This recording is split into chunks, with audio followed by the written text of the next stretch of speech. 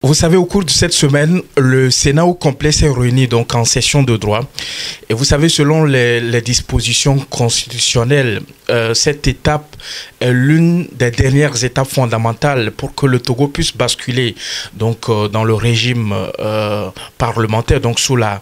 Cinquième République, parce que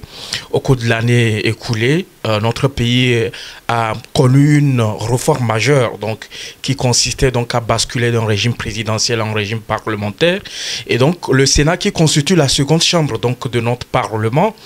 est opérationnel. Donc c'est opérationnalisé d'ailleurs, et donc nous avons aujourd'hui les deux chambres du Parlement, c'est-à-dire l'Assemblée nationale qui est la première chambre et puis le Sénat qui constitue la seconde chambre, qui sont donc opérationnels. Et dans les prochains jours, nous allons donc assister à ce qu'on appelle à l'opérationnalisation donc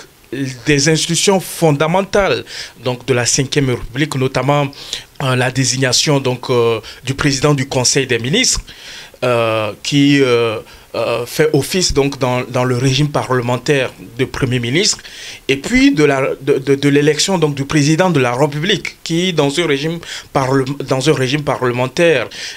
est pratiquement une fonction honorifique d'ailleurs. Et donc nous avons au cours de cette semaine connu donc les 20 membres qui ont été nommés par le président de la République, qui complètent d'ailleurs les 2/3 donc qui ont été élus par les représentants des collectivités territoriales, donc conformément donc aux dispositions de l'article 10 de la Constitution du 6 mai 2024. Alors au regard de tous ces événements-là, nous faisons face donc à une étape importante dans la vie démocratique de notre pays, donc dans le renforcement donc de l'état de droit et de la démocratie dans notre pays. Mais en même temps, cela nous amène à nous poser un certain nombre de questions, parce qu'en réalité, le principal défi pour l'équipe gouvernementale qui va prendre corps à partir de mai 2025 sera de faire en sorte que les opinions de ceux qui ne sont pas pour cette réforme-là, c'est-à-dire que ceux qui se sont exprimés contre cette réforme majeure-là, même si on peut admettre aisément que la démarche qui a abouti donc à l'adoption de et la promulgation donc de la nouvelle constitution qui bascule donc le Togo d'un régime présidentiel à un régime parlementaire, elle a suivi donc tout le processus législatif nécessaire, donc cela respecte les règles législatives, et cela est conforme donc à la loi, on peut le dire. Cela répond donc à l'esprit et à la lettre de la loi, même si nous pouvons admettre que cela a été fait dans le respect donc des principes et dispositions législatives et juridiques. On se pose également cette question-là, et d'ailleurs c'est le grand défi pour l'équipe gouvernementale qui va prendre corps à partir donc de mai 2025, de faire en sorte que les préoccupations exprimées par ceux qui sont contre cette réforme-là, ceux qui se sont exprimés contre cette réforme-là, ceux qui ont porté un certain nombre de grèves,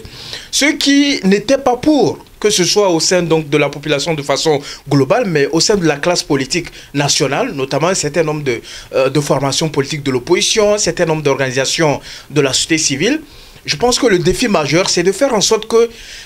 ces différentes préoccupations-là, ces différentes réserves donc énoncées par ces acteurs-là puissent être prises en compte par l'équipe gouvernementale qui va être mise en place. Je pense que c'est le principal défi, parce qu'en réalité, lorsque dans un état de droit, lorsque dans une démocratie, il y a un certain nombre de règles, il y a un certain nombre de tests, il y a un certain nombre d'actes administratifs, réglementaires et législatifs. Je pense que ce qui est important, c'est de faire en sorte que nous puissions avoir un espace civique ouvert, que les différents acteurs donc, de la vie nationale puissent s'exprimer de façon libre, que ces acteurs-là puissent exprimer leurs opinions. Parce qu'en réalité, lorsque nous sommes dans une gouvernance où vous n'avez que des personnes qui tarissent, délogent votre manière de gouverner, qui tarissent, délogent vos différentes actions, et que il n'y a pas de voix critiques, donc des voix critiques constructives, des voix qui critiquent avec des propositions à l'appui, lorsque vous n'avez pas une partie donc des acteurs qui apporte donc des critiques constructives, qui propose d'ailleurs, je pense que l'action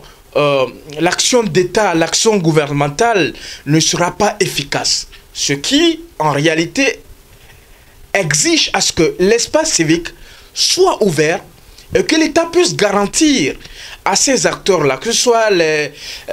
formations politiques, parce qu'en réalité, avant qu'un parti politique ne mène ses activités, c'est que ce parti politique a été reconnu tel et que ce parti politique respecte un certain nombre de dispositions définies par les différents textes de la République, donc reconnu en tant qu'une entité politique qui participe donc à la vie donc de l'État. Donc en réalité, l'État doit pouvoir garantir à ces acteurs politiques-là, à ces acteurs de la société civile et à toutes les entités qui souhaitent donc exprimer leurs opinions, qui souhaitent donc apporter leur contribution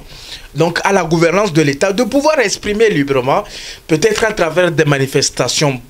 publiques, ou peut-être à travers des émissions, à travers des conférences, donc à travers un certain nombre de moyens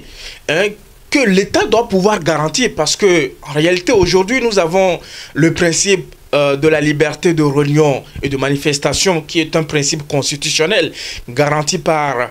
les différents textes de la République, notamment par la Constitution du 6 mai 2024, mais également nous avons une loi qui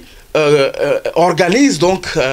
les libertés de réunion, de manifestation. C'est vrai, beaucoup d'observateurs estiment que nous sommes dans le cadre togolais,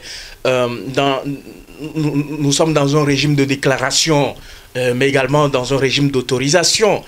Et toutes ces dispositions, tous ces tests-là qui ont été adoptés donc par l'État répondent à un certain nombre de standards au plan international, parce que le Togo fait partie d'un certain nombre d'instruments juridiques, notamment le pacte international relatif aux droits civils et politiques. Et donc, l'État doit pouvoir garantir à ces acteurs, donc à ces formations politiques de l'opposition, à ces associations, à ces organisations de la société civile, de pouvoir exprimer leurs opinions dans un cadre civique ouvert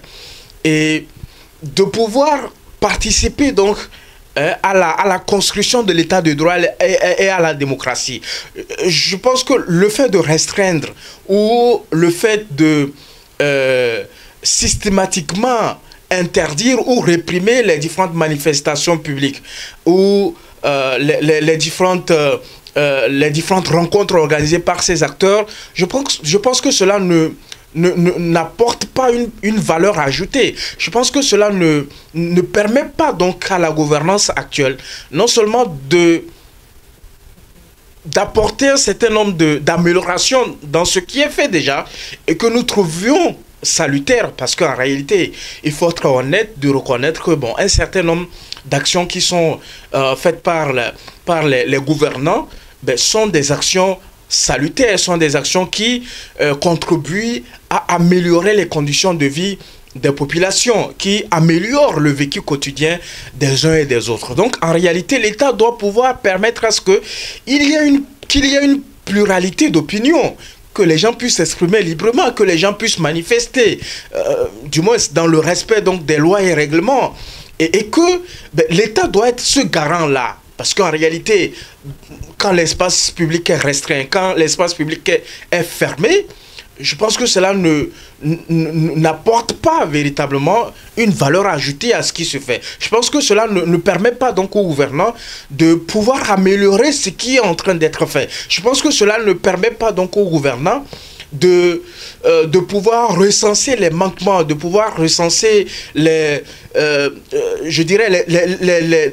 différentes omissions donc dans la mise en œuvre des différentes politiques publiques. Donc je pense que c'est important que l'État puisse garantir donc un espace civique ouvert, que l'État puisse permettre à ce que les opinions des uns et des autres puissent prévaloir, que les gens qui sont constitués légalement, qui ont des récépissés, qui ont des documents qui leur permettent donc de mettre en œuvre leurs différentes activités, qu'ils puissent véritablement mener à bien donc les différentes actions planifiées. Je pense que c'est l'un des défis dans le cadre donc de la nouvelle gouvernance à partir de mai 2025, de faire en sorte que le régime parlementaire soit beaucoup plus garant donc des libertés publiques, de faire en sorte que ceux qui se sont exprimés hein, en donnant leurs opinions et en émettant un certain nombre de réserves par rapport à cette réforme majeure dans la vie démocratique de notre pays, que ces différentes préoccupations puissent être prises en compte dans la mise en œuvre des différentes actions gouvernementales, dans la mise en œuvre des différentes politiques publiques. Je pense que c'est à ce prix-là que nous arriverons donc à construire donc ce pays-là. C'est à ce prix que nous arriverons donc à garantir à chacun de nous un environnement propice donc à la cohésion sociale, un environnement propice donc au vivre ensemble, un environnement qui permet donc à chaque Togolais et à chaque Togolaise de pouvoir éclore ou de voir s'éclore donc son talent et du moins de contribuer donc au développement durable et inclusif donc de notre pays, le Togo.